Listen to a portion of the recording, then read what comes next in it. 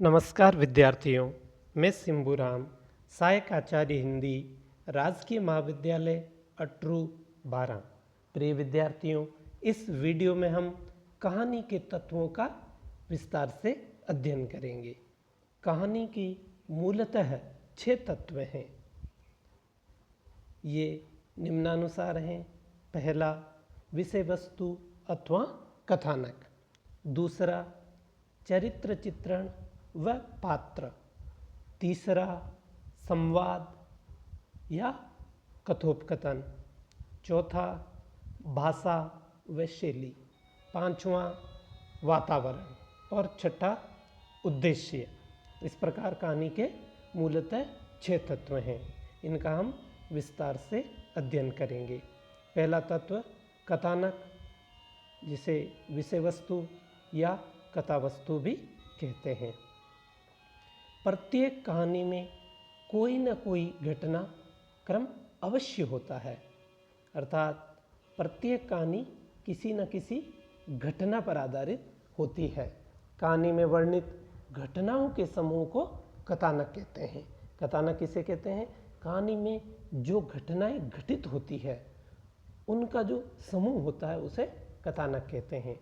कथानक किसी भी कहानी की आत्मा है, इसलिए कथानक की योजना इस प्रकार होनी चाहिए कि सभी घटनाएं और प्रसंग परस्पर संबद्ध हो।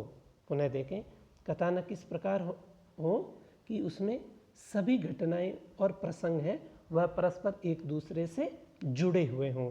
उनमें बिखराव या परस्पर विरोध नहीं होना चाहिए।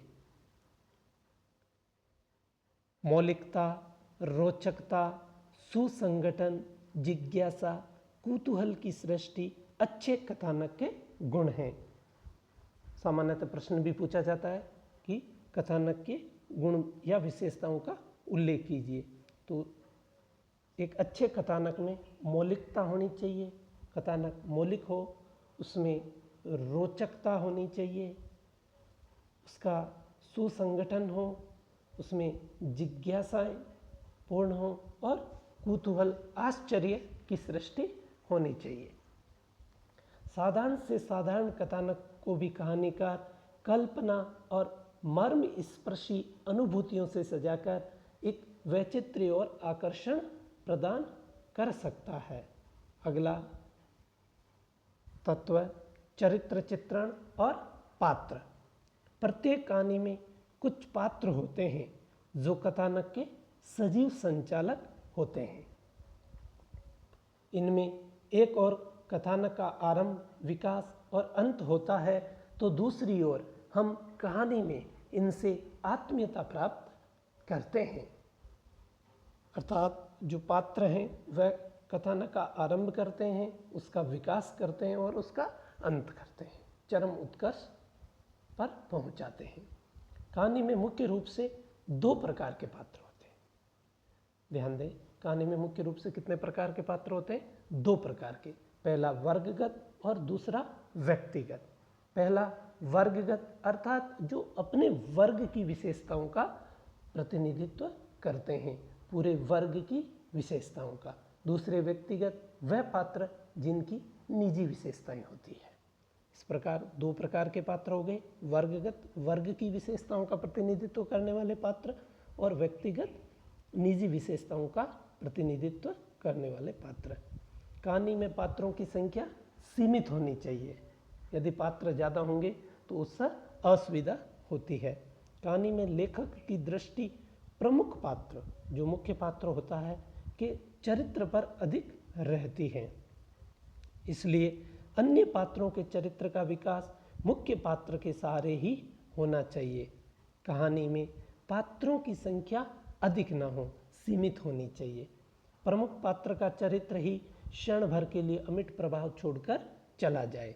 जो भी पात्र कहानी में आते हैं उनके व्यक्तित्व को पूरी गरिमा के साथ प्रस्तुत किया जाना चाहिए तथा उनकी भावनाओं को पूरी तरह अभिव्यक्ति मिलनी चाहिए। अगला संवाद या कथोपकथन। संवाद कहानी का आवश्यक अंग है। कहानी में पात्रों के वार्तालाप संवाद कहलाते हैं। संवाद को ही कथोपकथन कहते हैं।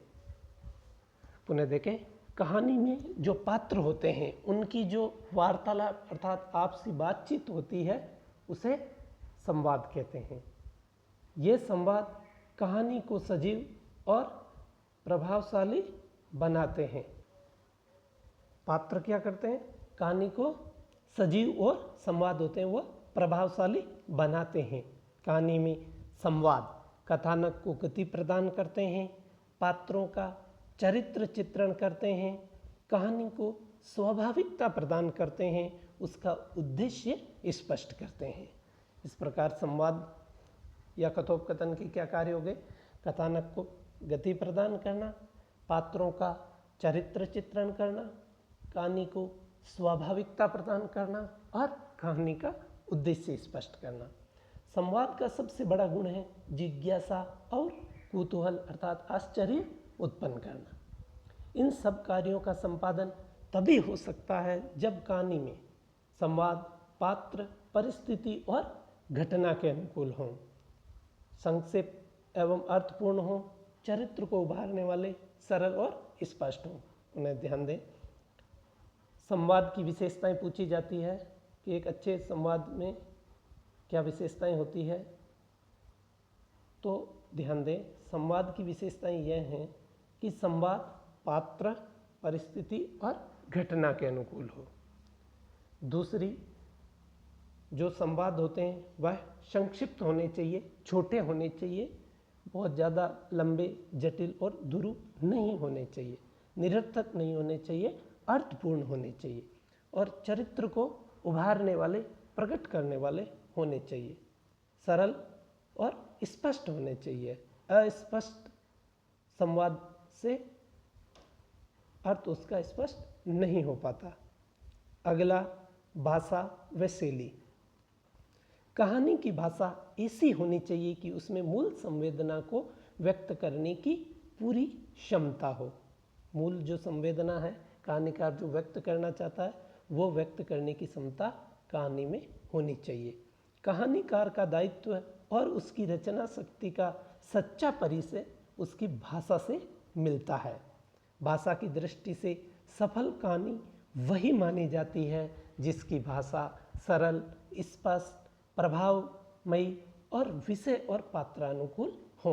पुनः देखें, भाषा की क्या विशेषताएं होनी चाहिए? भाषा सहज, सरल, स्पष्ट होनी चाहिए, प्रभावशाली होनी चाहिए, विषय के अनुकूल होनी चाहिए और पात्रों के भी अनुकूल होनी चाहिए। उसमें ओज, माधुर्य गुण होना चाहिए। जहाँ तक शैली का संबंध है उसमें सजीवता, रोचकता, संकेतात्मकता और प्रभावात्मकता आदि का होना आवश्यक है। शैली का संबंध कहानी के संपूर्ण तत्वों से होता है। कहानीकार इन शैलियों में कहानी लिख सकता है। तो यह भी प्रश्न पूछा जाता है, कहानी की प्रमुख शैलियों का नाम लिखिए या उल्लेख कीजिए, वर्णन कीजिए। तो एक पहला वर्णन प्रधान शैली, दूसरा आत्म कथात्मक शैली, तीसरा पात्रात्मक शैली, चौथा डायरी शैली, पांचवा नाटकीय शैली, छठा भावनात्मक शैली। पुनः देख लें, शैली, कहानी की शैली वर्णन प्रधान होनी चाहिए या आत्मकथात्मक या पत्रात्मक, डायरी शैली, नाटकीय शैली या भावात्मक शैली में होनी चाहिए। कहानी के लिए सरस संवादात्मक शैली अधिक उपयुक्त होती है। अगला वातावरण। वातावरण का अर्थ उन सभी परिस्थितियों का चित्रण करना है जिसमें कहानी की घटनाएं घटित हो रही है और जिसमें कहानी के पात्र सांस ले रहे हैं। इस प्रकार वातावरण का क्या अर्थ हो गया? उन परिस्थितियों से हो गया जिसमें कहानी की घटनाएं घटित होती है। वह परिस्थितियां जिसमें कहानी की सारी घटनाएं घटित होती है उसे वातावरण कहते हैं। सफल कहानी में देश, काल, प्रकृति, परिवेश आदि का प्रभाव सृष्टि के लिए अनिवार्य तत्व के रूप में स्वीकार किया जाता है। वातावरण की सृष्टि से कहानी हृदय पर मार्मिक प्रभाव की अभिव्यंजना करती है। कहानीकार पूरे संदर्भ में सामाजिक परिवेश को देखता है और उसका यथार्थ वर्णन करता है। वातावरण के माध्यम से वह कहानी में एकांतिक प्रभाव लाने की स्थिति उत्पन्न करता है।